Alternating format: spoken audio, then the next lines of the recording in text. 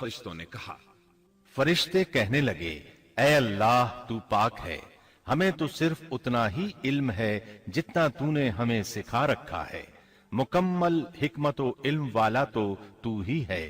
اللہ تعالیٰ نے آدم علیہ السلام سے فرمایا، اے آدم تم ان فرشتوں کو ان چیزوں کے نام بتاؤ۔ آدم ہر چیز کا نام بتانے لگے، کسی جگہ بھی انہوں نے غلطی نہیں کی۔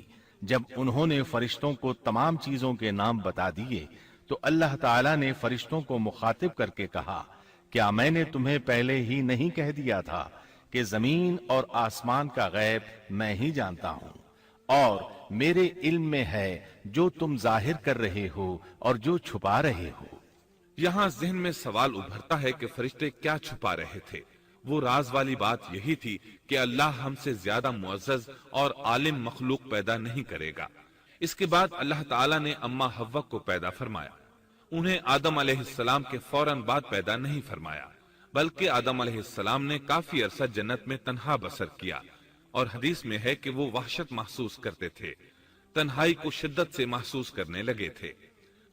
آخر کار ایک روز جب وہ سو رہے تھے تو اللہ تعالیٰ نے ان کی بائیں پسلی سے اماں حوا علیہ السلام کو پیدا فرمایا اور آدم علیہ السلام کا ہم سفر بنا دیا۔ اللہ فرماتے ہیں، اے لوگو اپنے اس پروردگار سے ڈر جاؤ جس نے تم سب کو ایک ہی جان سے پیدا کر ڈالا، اور اس جان یعنی آدم علیہ السلام سے ان کی بیوی کو پیدا کیا۔ آدم علیہ السلام کے وجود ہی سے حوا کا وجود بنایا گیا، وہ کوئی الگ مخلوق نہیں تھی۔ جب آدم علیہ السلام بیدار ہوئے تو انہوں نے اپنے قریب ایک عورت کو بیٹھے دیکھا، پوچھنے لگے، تم کون ہو؟ حوا علیہ السلام نے کہا، عورت۔ آدم علیہ السلام نے پھر پوچھا، تجھے کس لیے پیدا کیا گیا ہے؟ وہ بولی، آپ کے لیے، تاکہ آپ مجھ سے سکون اور انس حاصل کریں۔ جب فرشتوں نے آدم علیہ السلام کو ایک عورت سے باتیں کرتے دیکھا تو کہنے لگے، اب ایک اور نئی مخلوق پیدا کی گئی ہے۔ آدم علیہ السلام نے ان مخلوقات کا نام تو بتا دیا تھا جو مشہور و معروف تھیں، ان کا نام پوچھنا چاہیے۔ انہوں نے آدم علیہ السلام سے سوال کیا، انہوں نے فوراً جواب دیا، حوا، اس لیے کہ اللہ نے تو آپ کو ہر چیز کا نام سکھا دیا تھا۔ فرشتوں نے کہا، ان کا نام حوا کیوں رکھا گیا ہے؟ آدم علیہ السلام نے جواب دیا، اس لیے کہ اسے ایک زندہ چیز سے پیدا کیا گیا ہے، حیات کی نسبت سے حوا نام رکھا گیا۔ مسلم شریف میں ہے، سیدنا ابو ہریرہ رضی اللہ عنہ روایت کرتے ہیں کہ رسول اللہ صلی اللہ علیہ وسلم نے فرمایا، جو شخص اللہ اور آخرت کے دن پر ایمان رکھتا ہے، جب وہ کسی معاملے کے لیے حاضر ہو تو بھلائی والی بات کرے یا خاموش رہے، اور عورتوں کے بارے میں بھلائی کی وصیت حاصل کر لو، یعنی ان کے ساتھ اچھا سلوک کرو، کیونکہ عورت پسلی سے پیدا کی گئی ہے، اور پسلی میں زیادہ ٹیڑھا حصہ اوپر والا حصہ ہوتا ہے۔ اگر تم اس کو سیدھا کرنا چاہو گے تو توڑ ڈالو گے، اور اگر اس کو چھوڑ دو گے تو وہ اسی طرح ہمیشہ ٹیڑھی رہے گی۔ عورتوں کے بارے میں بھلائی کی وصیت حاصل کر لو۔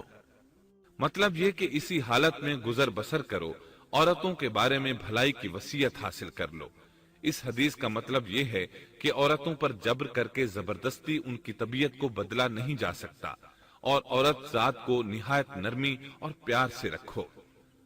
ان کی طبیعتوں میں ٹیڑھا پن ہے، وہ کبھی جذبات سے مغلوب ہو جاتی ہے اور عقل کھو بیٹھتی ہے۔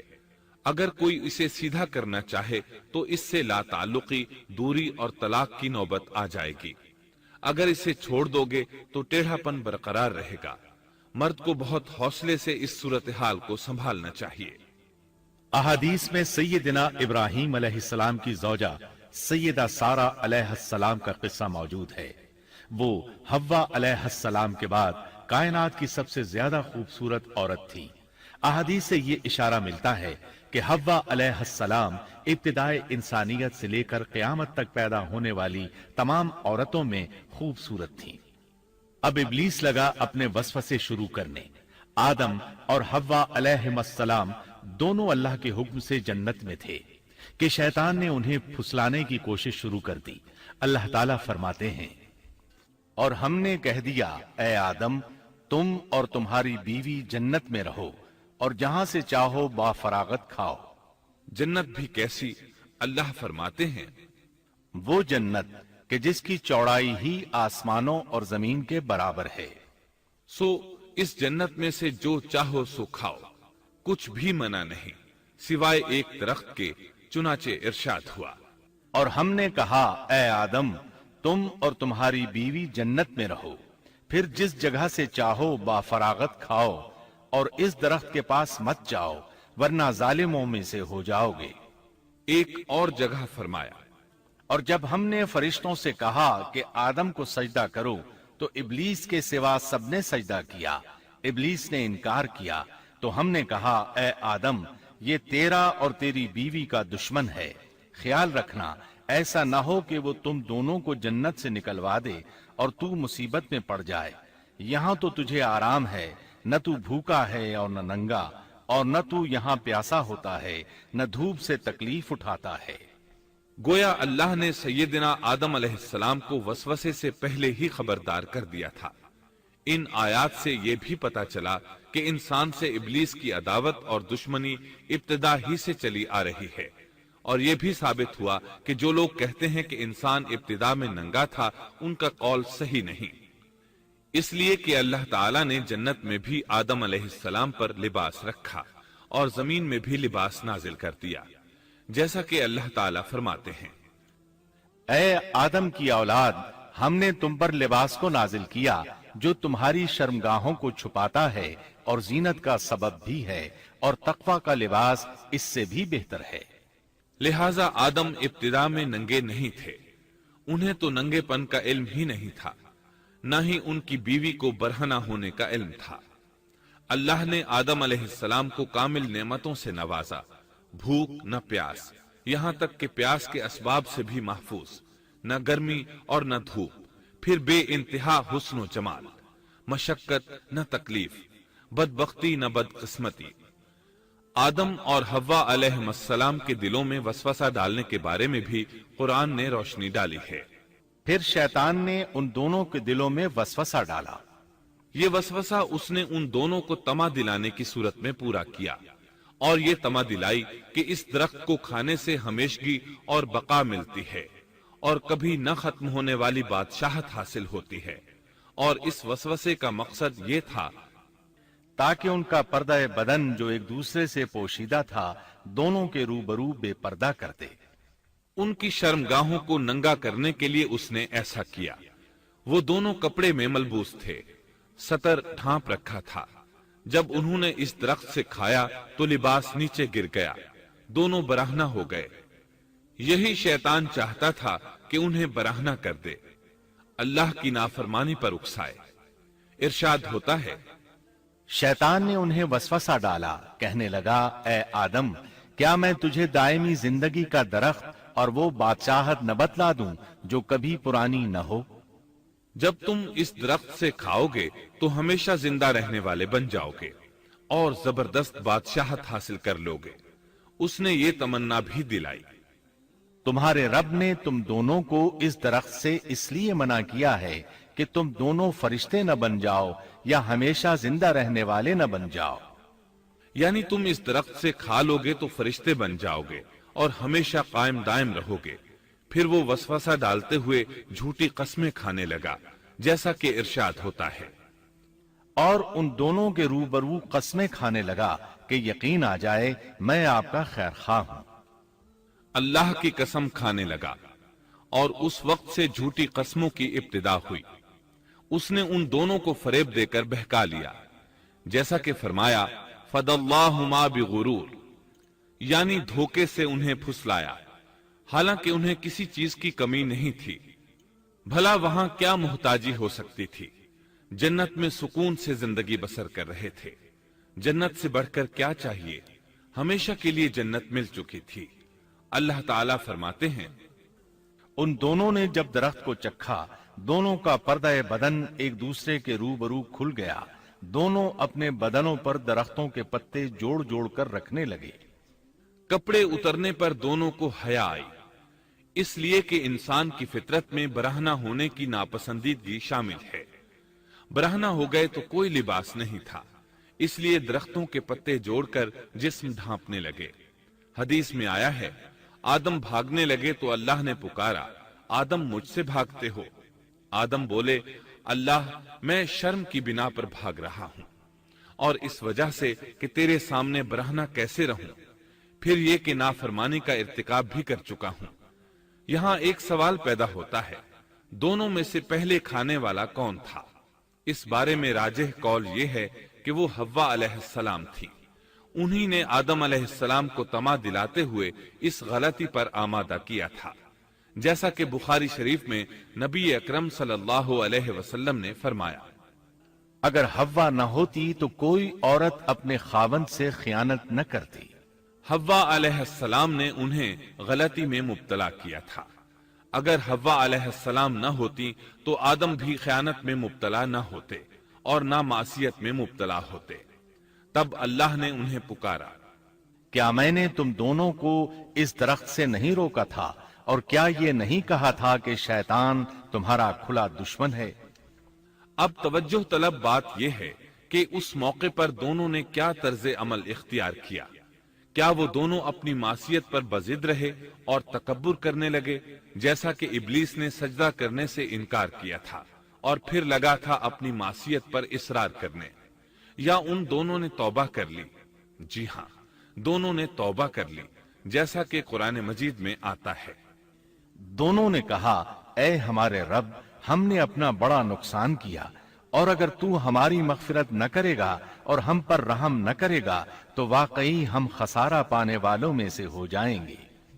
اس قصے میں ایک سوال یہ ذہن میں پیدا ہوتا ہے کہ جب سیدنا آدم علیہ السلام کو ابلیس نے سجدہ نہ کیا تو اللہ تعالیٰ نے اسے مردود بنا کر جنت سے نکال دیا، پھر وہ سیدنا آدم علیہ السلام کو اس درخت کے قریب کس طرح لے گیا جبکہ وہ جنت سے باہر ہو چکا تھا؟ قرآن کریم میں اس بارے میں یہ الفاظ آئے ہیں، پھر شیطان نے ان کے دلوں میں وسوسہ ڈالا۔ یہ وسوسہ اس نے کیسے ڈالا جبکہ وہ جنت سے نکالا جا چکا تھا؟ مفسرین نے اس کے جواب میں لکھا ہے کہ اس نے جنت سے باہر رہ کر یہ وسوسہ ڈالا تھا، جیسے آج کل تار اور بغیر تار کے آواز کو دور دراز علاقوں تک پہنچایا جا سکتا ہے، ایسے ہی شیطان نے اپنی طاقت سے یہ وسوسہ ان کے دلوں تک پہنچایا۔ لگے ہاتھوں ابلیس کی حقیقت بھی سن لیں۔ ابلیس کے لفظی معنی انتہائی مایوس کے ہیں۔ یہ راندہ درگاہ ہونے کے بعد ہمیشہ ہمیشہ کے لیے اللہ کی رحمت سے مایوس ہو گیا تھا، اس لیے اسے یہ لقب ملا، ورنہ روایات کی روح سے اس کا اصل نام عزازیل تھا۔ پہلے یہ جنات میں سے تھا، اپنے رب تعالی کی اطاعت سے نکل کر ابلیس ہوا۔ اس کا علم ناقص تھا، مزاج ناپاک تھا، وہ غرور اور تکبر میں مبتلا ہو گیا تھا۔ یہاں یہ بات بھی ذہن نشین کر لیں کہ انبیاء خطا اور گناہ سے پاک ہوتے ہیں، ان پر اللہ تعالی کی مستقل حفاظت اور نگرانی قائم رہتی ہے۔ اگرچہ انبیاء بھی انسان ہوتے ہیں اور تمام انسانی تقاضے انہیں لاحق ہوتے ہیں، لیکن ان کے عمل اور ارادے میں کسی قسم کی بدی اور شر کا عمل دخل قطعاً نہیں ہوتا۔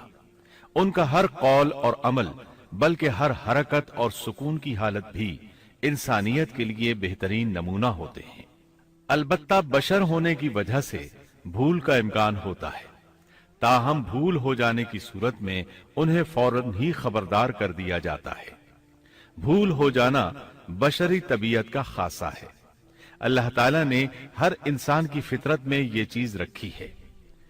انبیاء سے بھول چوک ہو جانے میں بھی اللہ تعالیٰ کی کئی ایک حکمتیں پوشیدہ ہیں۔ مثلا بہت سی قومیں اپنے نبیوں کے معجزات دیکھ کر ان میں ربوبیت کی صفات کی قائل ہو گئی، یہاں تک کہ بعض قوموں نے اپنے نبیوں کو اللہ یا اللہ کا بیٹا بھی جانا۔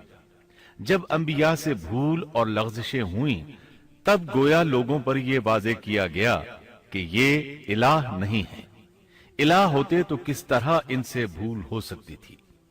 اس سے یہ بتانا بھی مقصد تھا کہ انبیاء انسان ہی ہوتے ہیں، کوئی ماورائی مخلوق نہیں ہوتے۔ سیدنا آدم علیہ السلام کے واقعے پر غور کرنے سے یہ حقیقت مزید واضح ہو جاتی ہے کہ سیدنا آدم علیہ السلام کی یہ لغزش گناہ نہیں تھی۔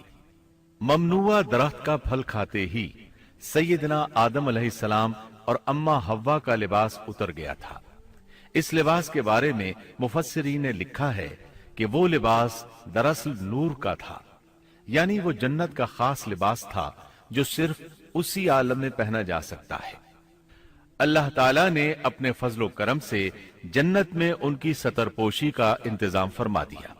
اللہ کا حکم ہوا، جنت سے اتر جاؤ، تم آپس میں ایک دوسرے کے دشمن ہوگے اور تمہارے واسطے زمین میں رہنے کی جگہ ہے اور ایک وقت تک نفع حاصل کرنا ہے۔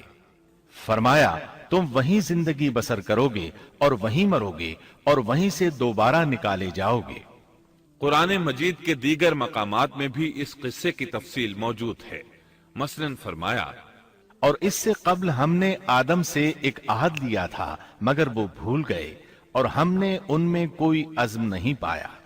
اللہ تعالیٰ فرماتے ہیں، اور جب ہم نے فرشتوں سے کہا آدم کو سجدہ کرو تو ابلیس کے سوا سب نے سجدہ کیا، اس نے صاف انکار کر دیا۔ تو ہم نے کہا اے آدم، یہ تیرا اور تیری بیوی کا دشمن ہے، خیال رکھنا ایسا نہ ہو وہ تم دونوں کو جنت سے نکلوا دے اور تو مصیبت میں پڑ جائے۔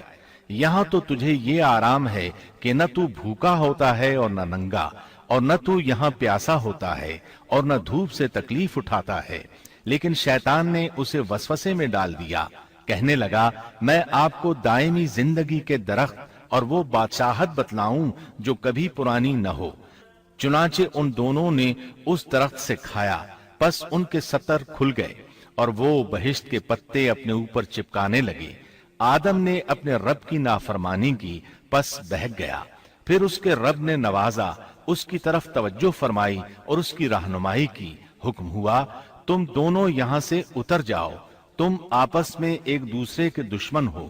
اب تمہارے پاس جب کبھی میری طرف سے ہدایت پہنچے تو جو میری ہدایت کی پیروی کرے نہ تو وہ بہکے گا نہ تکلیف میں پڑے گا، ہاں جو میری یاد سے روگردانی کرے گا اس کی زندگی تنگی میں رہے گی اور بروز قیامت ہم اسے اندھا کر کے اٹھائیں گے۔ آدم علیہ السلام زمین پر اترے اور اپنے رب سے توبہ کے کلمات سیکھ لیے۔ وہ کلمات یہ ہیں، اے ہمارے رب، ہم نے اپنا نقصان کیا اور اگر تو نے ہم پر مغفرت و رحمت نہ فرمائی تو ہم خسارہ اٹھانے والوں میں سے ہو جائیں گے۔ آدم علیہ السلام زمین پر اترے اور ان کے ساتھ حوا علیہ السلام بھی اتری اور ان کے ساتھ ہی ابلیس کو بھی اتارا گیا۔ یہ کس جگہ پر اترے اس بارے میں اختلاف پایا جاتا ہے، لیکن ابن عباس رضی اللہ عنہ کی بات راجح محسوس ہوتی ہے کہ آدم علیہ السلام کو ہند میں اور حوا علیہ السلام کو جدے میں اتارا گیا۔ جب آدم علیہ السلام اتر آئے تو حوا علیہ السلام کی تلاش شروع کر دی، زمین میں ان کی تلاش میں سرگرداں ہوئے۔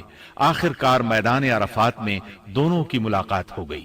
چونکہ میدان عرفات میں دونوں نے ایک دوسرے کی معرفت حاصل کی تھی اور ان کا آپس میں تعارف ہوا تھا، لہٰذا اسی مناسبت سے اس میدان کا نام عرفات مشہور ہو گیا۔ پھر اللہ تعالیٰ نے زمین کے اندر انسانوں کو پھیلانا شروع کیا اور زمین کو مردوں اور عورتوں سے آباد کر دیا۔ امام طبری رحمت اللہ علیہ بیان کرتے ہیں کہ حوا علیہ السلام نے آدم علیہ السلام کے لیے 20 ولادتوں میں 40 بچوں کو جنم دیا۔ ہر بار 2 بچوں کو جنم دیتی تھی، ایک لڑکا ہوتا ایک لڑکی۔ سب سے پہلا جوڑا قابیل اور اس کی بہن قمیم کا تھا۔ پھر انسانوں کی افزائش شروع ہوئی، آبادی میں اضافہ ہونے لگا۔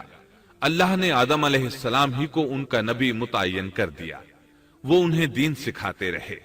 اس وقت تمام لوگ موحد تھے، خالص توحید کو اپنانے والے تھے، یعنی کان الناس امۃ واحدہ، تمام لوگ ایک ہی امت کے تھے، ان میں شرک کا شائبہ بھی نہ تھا۔ ابن جریر اور ابن کثیر رحمہم اللہ نے ابو موسیٰ اشعری رضی اللہ عنہ کی روایت بیان کی ہے، اللہ نے جب آدم علیہ السلام کو جنت سے زمین پر اتارا تو انہیں ہر چیز کی کاریگری اور صنعت کا علم تھا۔ جب وہ اترے تو عالم بھی تھے، لباس میں ملبوس بھی تھے، کام کاج کے تمام طریقوں سے باخبر بھی تھے۔ لوہے، آگ، لکڑی اور کپڑے کے استعمال سے بھی بخوبی واقف تھے۔ ہمارے برعکس وہ ان کاموں کو اپنی ابتدا ہی سے جان چکے تھے، کیونکہ ہم سب لوگوں کا حال یہ ہے کہ جب تک سکھایا نہ جائے ہمیں کچھ نہیں آتا۔ آج کے دور میں بعض افریقی قبائل کے افراد وحشیانہ اور غیر مہذب زندگی گزارتے ہیں۔ علماء کا کہنا ہے کہ یہ لوگ زمین پر رہنے والوں میں سے گمراہ ترین انسان ہیں۔ انہوں نے بہترین زندگی ضائع کر دی اور گھٹیا زندگی کو پسند کیا۔ تہذیب و تمدن کا آغاز چونکہ ابتدائے آفرینش سے ہے، اس لیے ہر انسان کی فطرت میں تہذیب کی سوجھ بوجھ موجود ہے۔ بہرحال آدم علیہ السلام کے بعد انسانی مخلوق کی تعداد روز بروز بڑھتی چلی گئی اور انسانی کمزوریوں کی بنا پر گناہ شروع ہو گئے۔ زمین پر سب سے پہلے ہونے والی معصیت قابیل کے ہاتھوں اپنے بھائی حابیل کے قتل کی صورت میں سامنے آئی۔ اللہ تعالیٰ نے قرآن مجید میں قابیل اور اس کے بھائی حابیل کا قصہ بیان کیا ہے۔ قابیل قرخت اور درشت طبیعت کا مالک تھا، جبکہ اس کا بھائی حابیل رحم دل اور نرم طبیعت تھا۔ قابیل کھیتی باڑی کرتا تھا اور حابیل مویشی چراتا تھا۔ حابیل کے نرم دل ہونے کی ایک وجہ اس کا بکریاں چرانا تھا، کیونکہ ایک چرواہا اپنی بکری کو بھوکا دیکھ کر اسے چارہ کھلائے بغیر نہیں رہتا، نہیں وہ کسی بکری کو پیاسا دیکھ کر اسے بھول جاتا ہے۔ اپنے جانور پر اس کی طاقت سے زیادہ بوجھ بھی نہیں لادتا۔ بنی نوع انسان کی تعداد میں اضافے کے لیے اس وقت ایسا قانون تھا جو اب حرام ہے، اور وہ ہے بہن کے ساتھ نکاح۔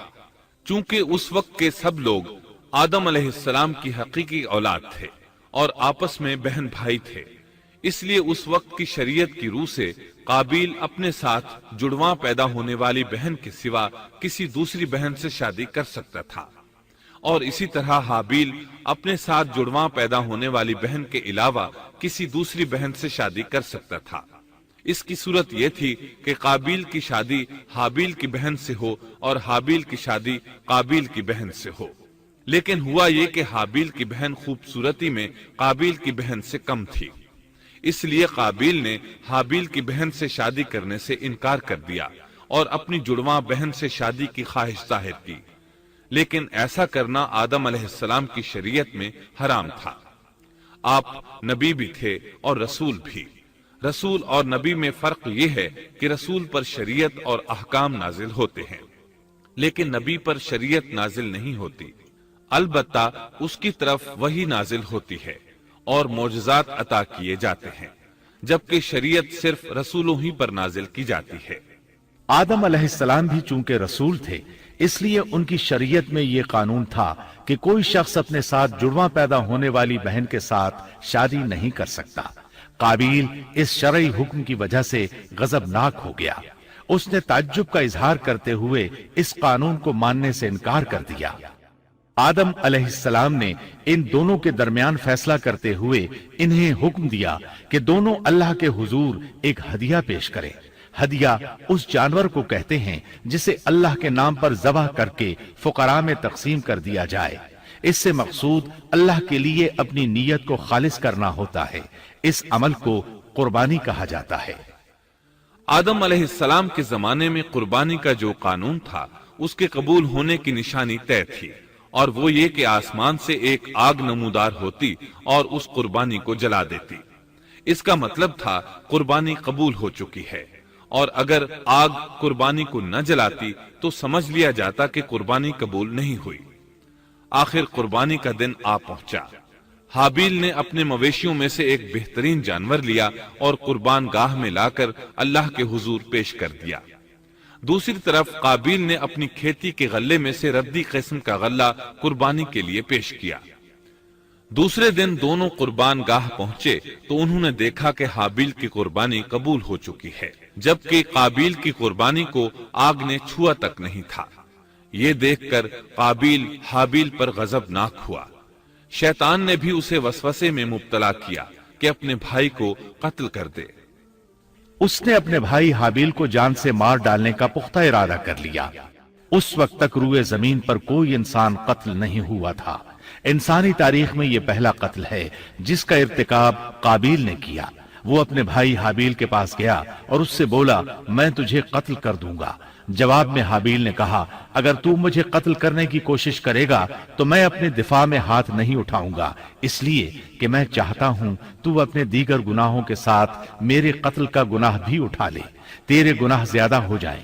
چنانچہ ایک تاریک رات میں حابیل سویا ہوا تھا کہ قابیل ایک بڑا سا پتھر اٹھا کر اس کے پاس آیا۔ اس نے وہ پتھر اپنے بھائی کے سر پر دے مارا، اس طرح اس نے حابیل کو قتل کر دیا، روئے زمین پر قتل کی ابتدا کر دی، زمین کو پہلے خون سے رنگ دیا۔ تاریخ انسانی میں یہ سب سے پہلا جرم تھا جو قابیل کے ہاتھوں ہوا۔ قتل تو وہ کر بیٹھا، اب حیران اور پریشان ہوا کہ اس کی لاش کا کیا کرے۔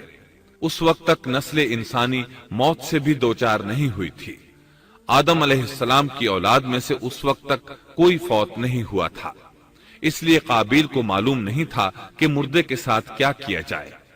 اسی کشمکش کے عالم میں اس نے بھائی کی لاش کو کمر پر اٹھا لیا اور چل پڑا۔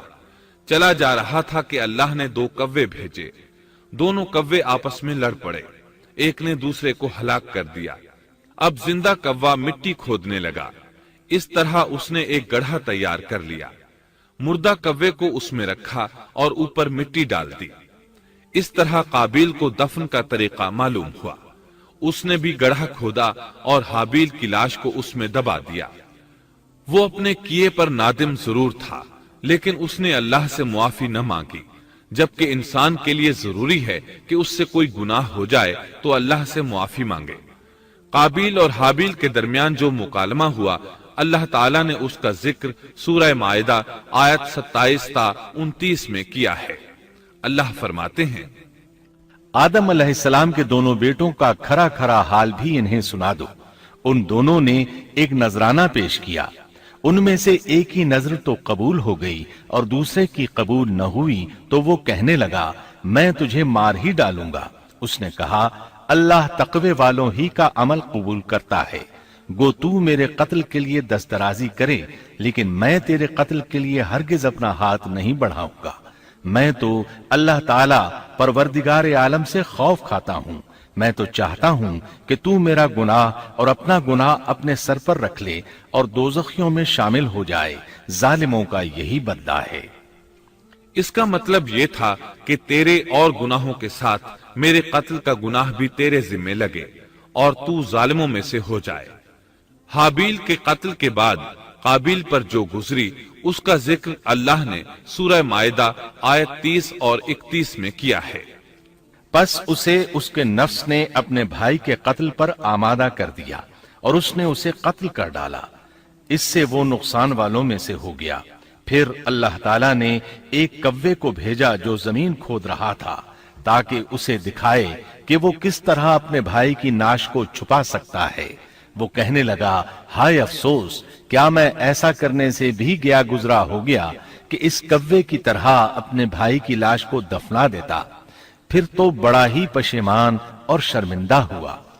امام احمد، ترمذی اور ابو داود نے سیدنا سعد بن ابی وقاص رضی اللہ عنہ سے روایت کی ہے کہ انہوں نے سیدنا عثمان رضی اللہ عنہ کی شہادت کے فتنے کے وقت فرمایا میں گواہی دیتا ہوں کہ رسول اکرم صلی اللہ علیہ وسلم نے فرمایا تھا ایک بہت بڑا فتنہ رونما ہوگا، اس میں بیٹھنے والا کھڑے ہونے والے سے بہتر ہوگا اور کھڑا ہونے والا چلنے والے سے بہتر ہوگا اور چلنے والا دوڑنے والے سے بہتر ہوگا۔ کسی نے کہا اگر کوئی میرے گھر میں داخل ہو کر میری طرف ہاتھ بڑھائے